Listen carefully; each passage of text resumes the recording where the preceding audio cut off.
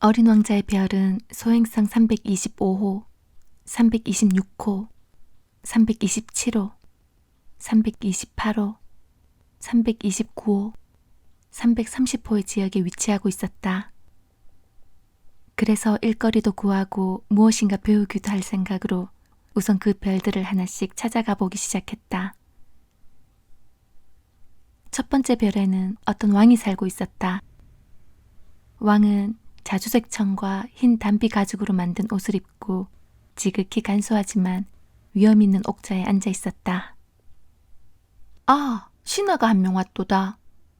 어린 왕자를 보자 왕은 소리쳤다.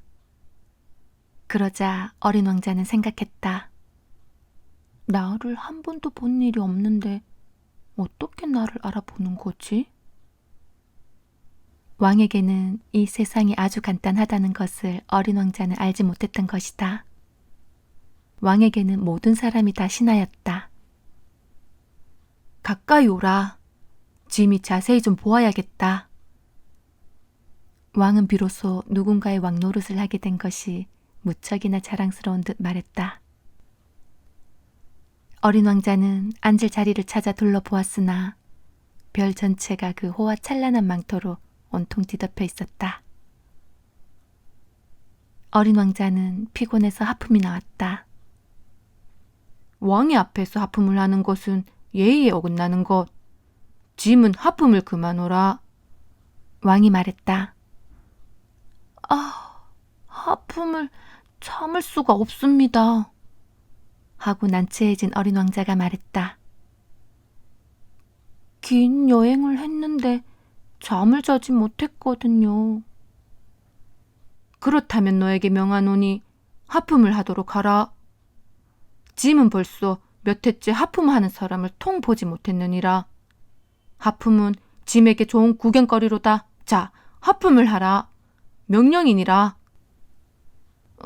그렇게 말씀하시니 주눅이 들어서 더는 하품이 안 나오네요. 어린 왕자가 얼굴을 붉히며 말했다. 하고 왕이 대답했다. 그렇다면 짐이 너에게 명하노니 때로는 하품을 하고 또 때로는. 그러면서 왕은 입속으로 뭐라고 중얼거렸는데 화가 난 듯했다. 왜냐하면 왕은 무엇보다 자기 권위가 존중되기를 원하고 있었기 때문이다. 그는 불복종을 용납할 수가 없었다. 그는 절대 권력을 가진 왕이었다. 그러나 그는 마음이 매우 착했으므로 사례에 맞는 명령을 내리고 있는 것이다. 만약에 짐이 어떤 장군더러 물새로 변하라고 명령했는데 장군이 명령에 복종하지 않았다면 그것은 장군의 잘못이 아니라 짐의 잘못이리라. 하고 그는 평소에 늘 말하곤 했다. 앉아도 될까요? 어린 왕자는 조심스레 물었다. 내게 앉기를 명하노라. 이렇게 대답하며 임금님은 흰 담비 가죽으로 된 망토의 자락을 위엄있게 걷어들여 자리를 내주었다. 그러나 어린 왕자는 의아한 생각이 들었다. 별은 아주 작았다. 대체 왕은 무엇을 다스린다는 걸까? 폐하, 한 가지 여쭤봐도 될는지요? 짐이 명하노니 질문을 하라. 왕이 서둘러 말했다. 폐하께서는 무엇을 다스리고 계십니까? 모든 것을 다스리노라. 왕은 극히 간단하게 대답했다. 모든 것을요? 왕은 슬며시 손을 치켜 올리더니 그의 별과 다른 별들과 떠돌이 별들을 두루 가리켰다. 저 별들 모두를요? 하고 어린 왕자가 물었다. 저 별들 모두를. 하고 왕은 대답했다. 왜냐하면 그는 전제 군주일 뿐 아니라 전 우주의 군주였던 것이다. 그럼 별들이 폐하에게 복종하는군요? 물론. 하고 왕이 말했다. 즉각 복종하느니 짐은 불복종을 용납하지 아니하노라.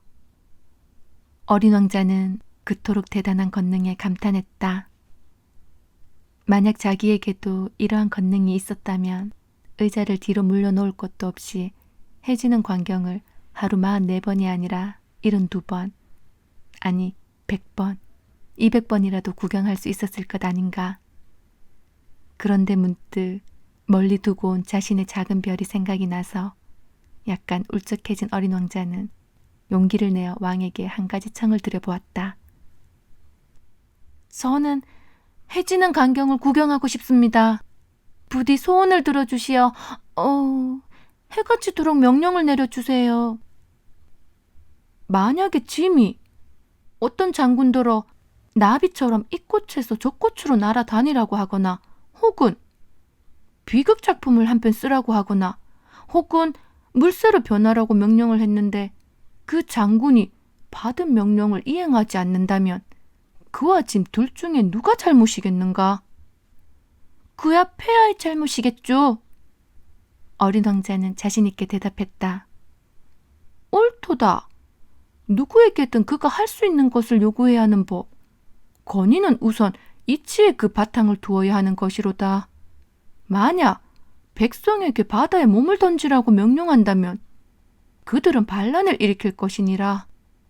오직 지임의 명령이 이치에 어긋나지 않는 까닭에 지임은 복종을 요구할 권한을 갖는 것이니라.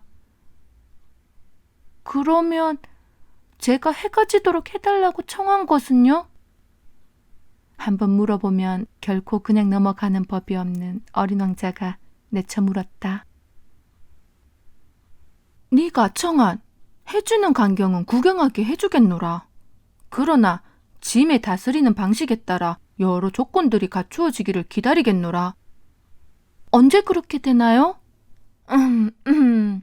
하고 왕은 커다란 달력을 찾아보고 나서 대답했다. 그러니까 그것은 그러니까 오늘 저녁 7시 40분경이 될 것이니라. 짐의 명령이 얼마나 잘 이행되는지 두고 보라. 어린 왕자는 하품을 했다. 그는 해지는 광경을 놓쳐버린 것이 섭섭했다. 그리고 벌써 좀 심심해지기 시작했다. 여기서 더 이상 제가 할 게 아무것도 없군요. 그럼 가보겠습니다. 신하를 한 사람 갖게 된 것이 몹시도 자랑스러웠던 왕은 대답했다. 가지 말라.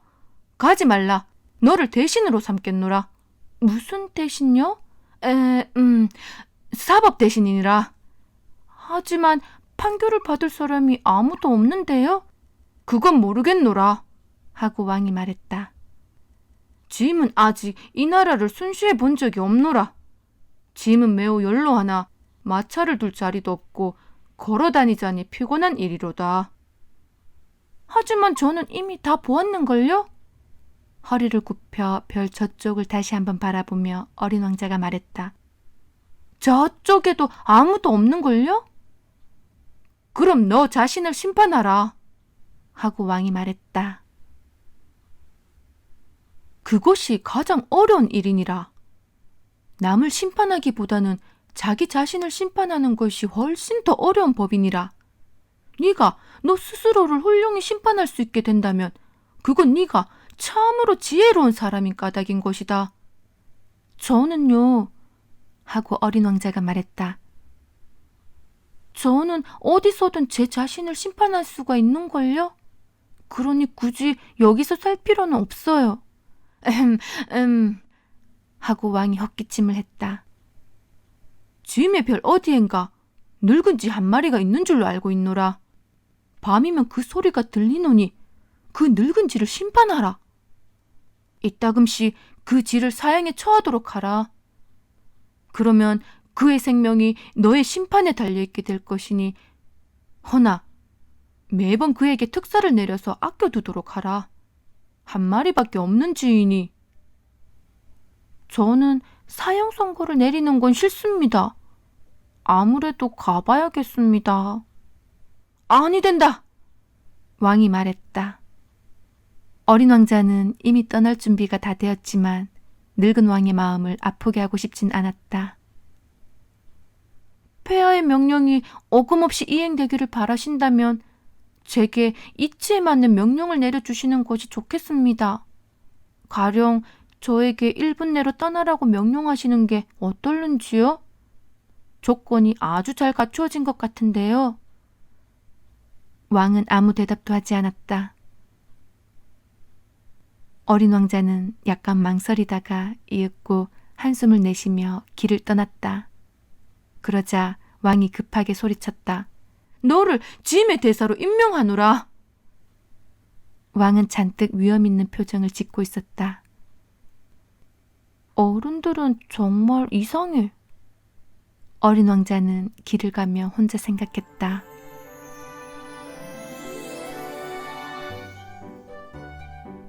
두 번째 별에는 허영심에 빠진 사람이 살고 있었다. 아, 나를 숭배하는 사람이 찾아오는군. 어린 왕자를 보자마자 허영심이 많은 사람은 멀리서부터 소리쳤다. 허영심 많은 사람에게는 다른 사람이 모두 자신을 찬양하는 숭배자로 보이는 것이었다. 안녕하세요. 이상한 모자를 쓰고 계시는군요. 어린 왕자가 말했다. 이것은 인사를 할 때 쓰는 모자란다. 사람들이 내게 갈채를 보낼 때 답례를 하기 위해서지.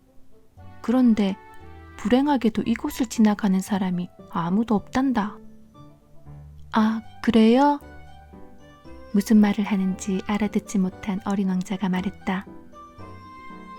두 손뼉을 마주쳐봐라. 하고 허영심 많은 사람이 시켰다.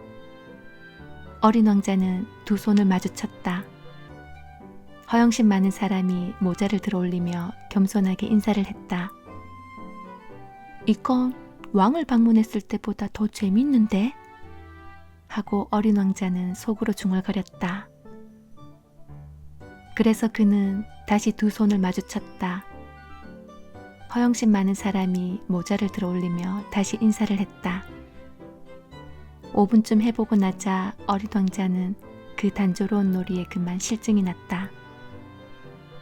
그 모자가 땅에 떨어지게 하려면 어떻게 해야 하나요? 어린 왕자가 물었다. 그러나 허영심 많은 사람의 귀에는 그의 말이 들리지 않았다.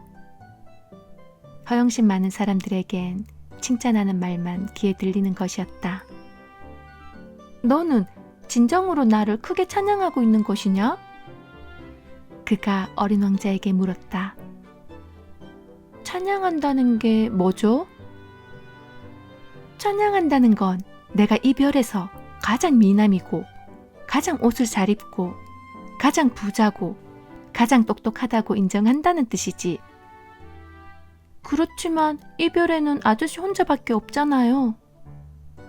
제발 날 좀 기쁘게 해주렴. 어찌됐든 나를 찬양만 해다오. 난 아저씨를 찬양해요. 어린 왕자가 어깨를 약간 으쓱하며 말했다. 하지만 그게 아저씨한테 무슨 소용이 있는 거죠? 그리고 어린 왕자는 그 별을 떠났다. 어른들은 아무리 봐도 정말 이상해. 어린 왕자는 길을 가며 혼자 생각했다.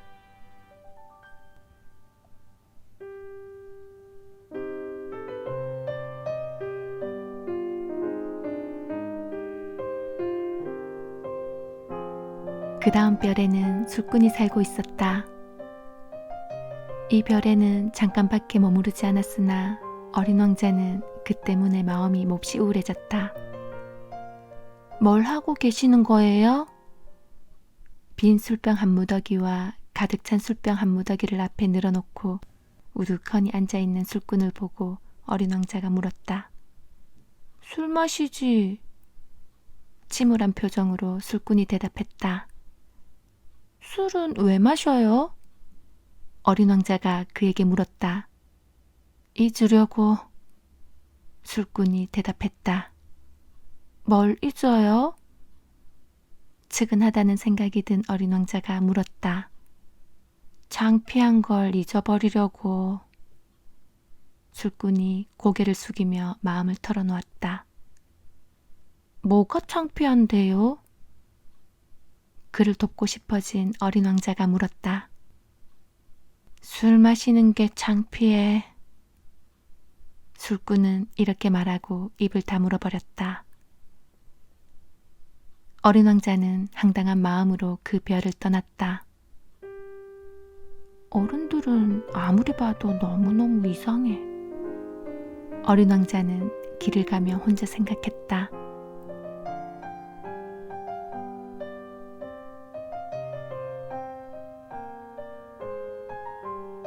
네 번째 별은 사업가의 별이었다. 그 사람은 어찌나 바쁜지 어린 왕자가 찾아왔는데도 고개도 들지 않았다. 안녕하세요. 어린 왕자가 말했다. 담뱃불이 꺼졌군요. 셋에 둘을 더하면 5, 5에 7이면 12, 12에 셋이면 15. 안녕.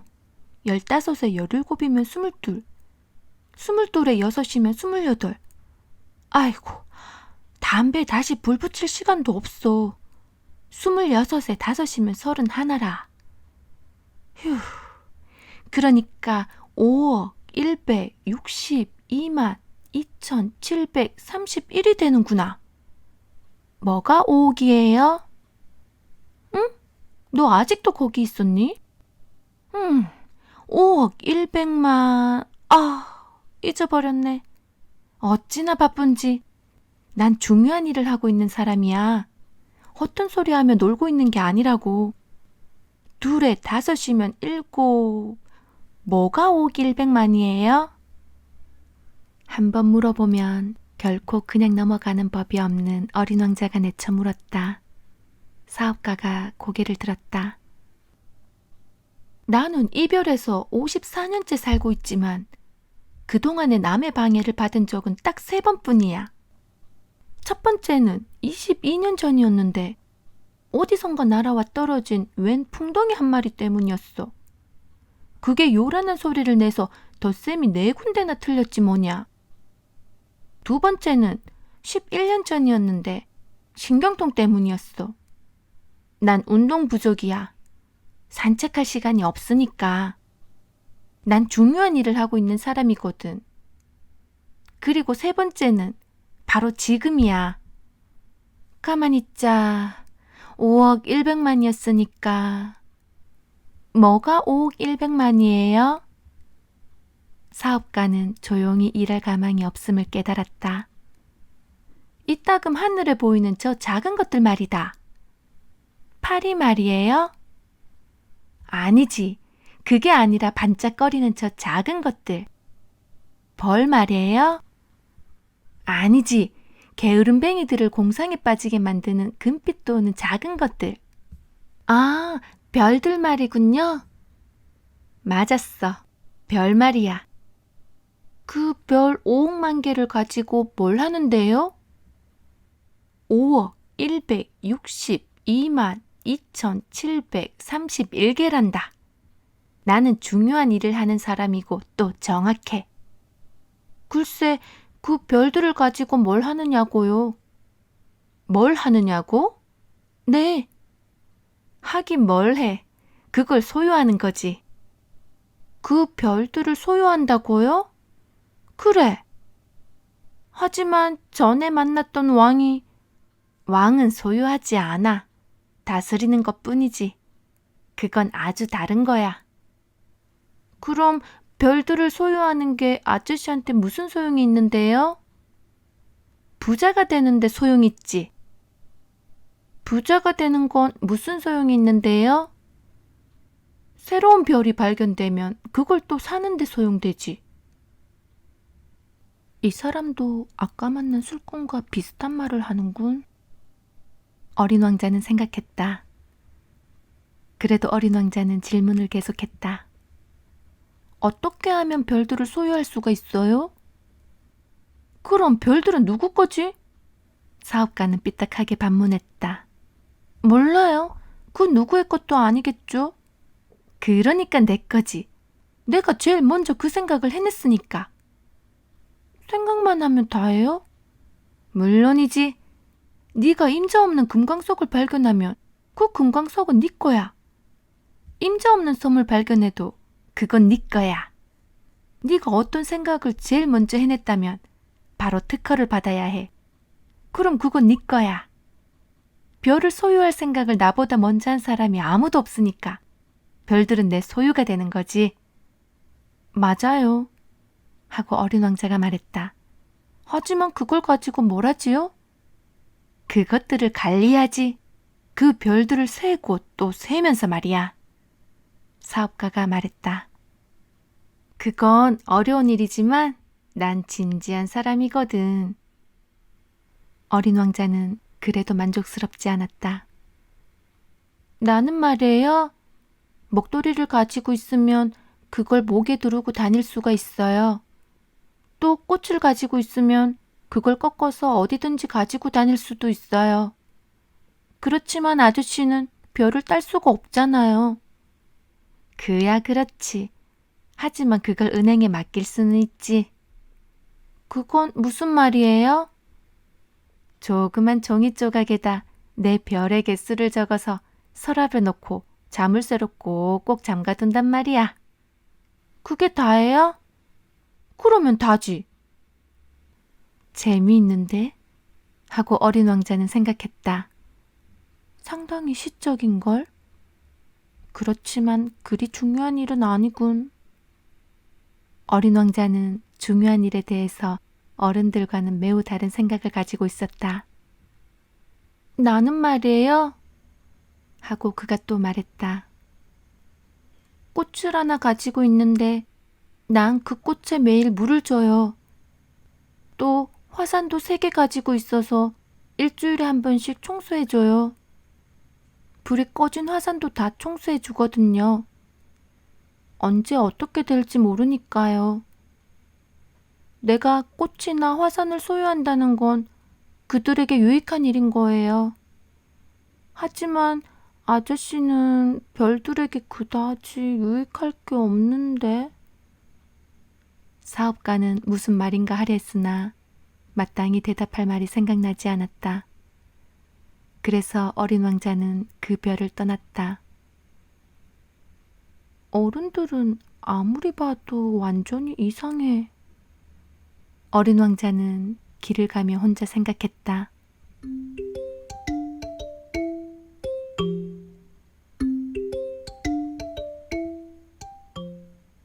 5번째 별은 아주 재밌는 별이었다. 별들 중 가장 작은 별이었다. 그저 가로등 하나와 가로등 켜는 사람 하나가 서 있을 만한 자리밖에 없었다. 하늘 한 구석, 집도 없고 사람도 없는 별에 가로등과 가로등 켜는 사람이 무슨 소용이 있는 것인지 어린 왕자로서는 도무지 이해할 수가 없었다. 그래서 어린 왕자는 속으로 이런 생각을 했다. 이 사람은 분명 엉뚱한 사람일 거야. 그래도 왕이나 허영심 많은 사람이나 사업가 혹은 술꾼보다는 덜 엉뚱한 사람이지. 적어도 이 사람이 하는 일은 어떤 의미가 있어 보이니까. 가로등을 켜면 그건 별 한 개를 혹은 꽃 한 송이를 태어나게 하는 것과 마찬가지니까. 가로등을 끄면 꽃이나 별을 잠들게 하는 거고, 그러니까 그건 아주 아름다운 직업이야. 아름다우니까 진짜로 유익한 것이고. 그 별에 다가가며 어린 왕자가 가로등 켜는 사람에게 정답게 인사를 했다. 안녕? 왜 지금 가로등을 껐어? 명령이야. 좋은 아침. 가로등 켜는 사람이 대답했다. 명령이 뭔데? 이 가로등을 끄라는 거지. 잘 자. 그러고 나서 점등이는 다시 가로등을 켰다. 그런데 왜 또 금방 가로등을 다시 켰어? 명령이야. 무슨 소린지 도무지 모르겠군. 어린 왕자가 말했다.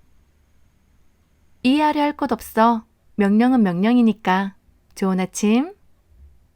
그러고는 가로등 켜는 사람은 가로등을 다시 켰다. 그런 다음 붉은 바둑판 무늬 손수건으로 이마에 땀을 닦았다.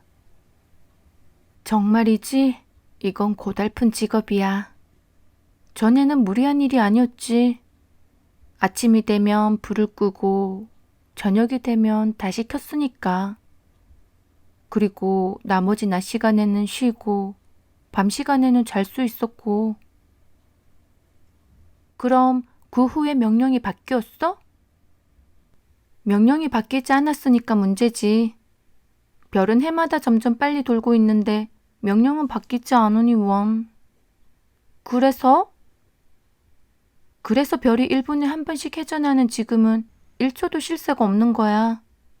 1분에 한 번씩 불을 켰다 껐다 해야 하니까. 정말 이상하네. 아저씨네 별에서는 하루가 1분이네. 조금도 이상할 것 없어. 우리가 이야기하고 있은 지 벌써 한 달이 된 거야. 한 달이? 그래, 30분이 지났으니 30일이지. 잘 자. 그리고 그는 다시 가로등을 켰다. 어린 왕자는 그를 바라보았다. 너무나도 명령에 충실한 그 사람이 좋아졌다. 그러자 어린 왕자는 전에 의자를 뒤로 옮겨가며 보고 싶어 했던 해지는 광경이 생각났다. 그는 친구를 도와주고 싶었다. 저기 말이지, 쉬고 싶을 때 쉴 수 있는 방법이 있어. 쉬고 싶은 생각뿐이야. 가로등 켜는 사람이 말했다. 사람은 누구나 성실하게 일하면서도 한편은 게으름을 피우고 싶을 수 있는 것이다. 어린 왕자는 말을 이었다. 아저씨네 별은 하도 작아서 세 발짝만 옮겨 놓으면 한 바퀴 돌 수 있어. 천천히 걷기만 하면 언제나 해가 떠 있게 돼. 쉬고 싶을 때는 그냥 천천히 걸어봐. 그러면 원하는 만큼 해가 길어질 거야. 그렇게 해봤자 별로 나아질 게 없어. 내가 무엇보다 제일 바라는 건 잠을 자는 거니까. 정말 안 됐군. 하고 어린 왕자가 말했다. 안 됐지. 하고 가로등 켜는 사람이 말했다. 좋은 아침. 그리고 그는 가로등을 껐다. 어린 왕자는 다시 길을 가며 이런 생각을 했다. 이 사람은 아마도 왕이나 허영심 많은 사람이나 술꾼 혹은 사업가 같은 사람들에게 업신여김을 당할지도 몰라. 하지만 우스꽝스러워 보이지 않는 사람은 이 사람 하나뿐이야.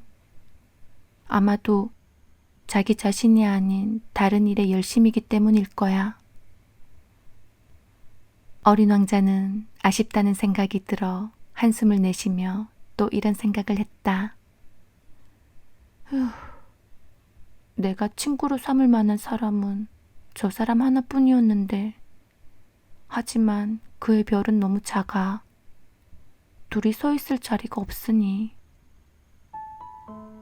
어린 왕자의 가슴 속엔 스스로에게도 차마 고백하지 못하는 것이 있었다.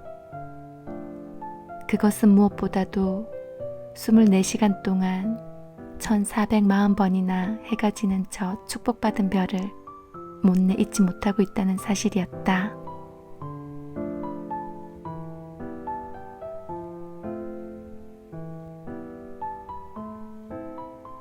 여섯 번째 별은 10배나 더 큰 별이었다. 그 별에는 엄청나게 큰 책을 쓰고 있는 늙은 신사가 살고 있었다. 오, 탐험가가 하나 왔군 그래. 어린 왕자를 보자 그가 소리쳤다. 어린 왕자는 테이블 앞에 와 앉으며 가쁜 숨을 몰아쉬었다. 벌써 많은 여행을 했던 것이다. 어디서 오는 거냐? 늙은 신사가 물었다. 이 두꺼운 책은 뭐예요? 하고 어린 왕자는 말했다. 여기서 뭘 하고 계세요? 나는 지리학자야. 늙은 신사가 말했다. 지리학자가 뭐예요? 바다와 강과 도시와 산, 그리고 사막이 어디 있는지 아는 학자지.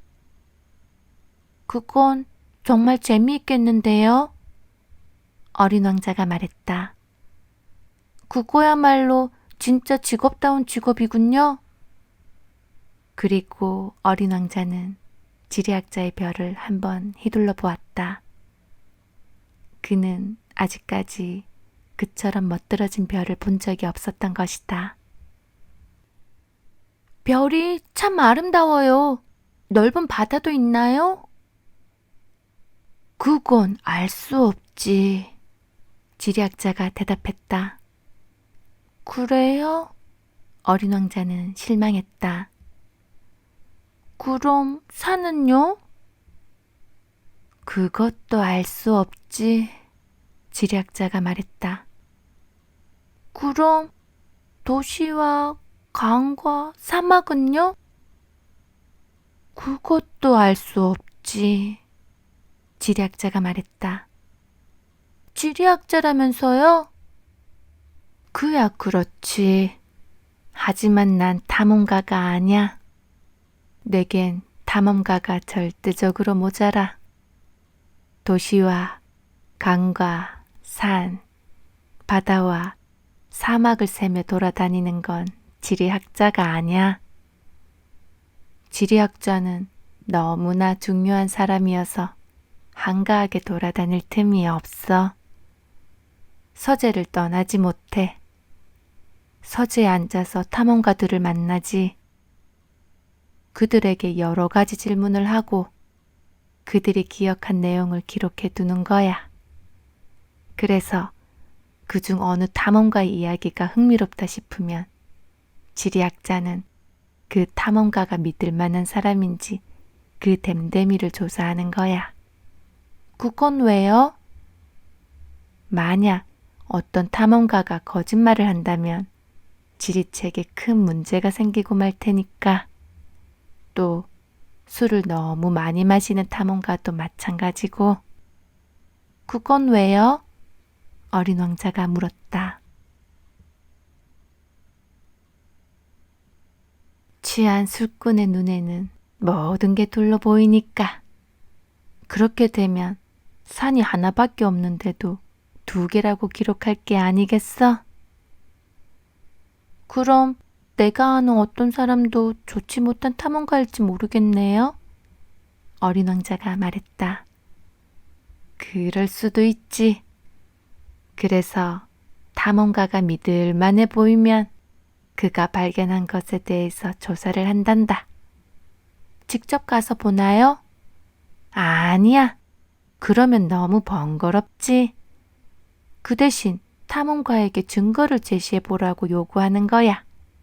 가령 큰 산을 발견했다면 그 산에 큰 돌들을 가져와 보라고 요구하는 거지. 지리학자가 갑자기 흥분했다.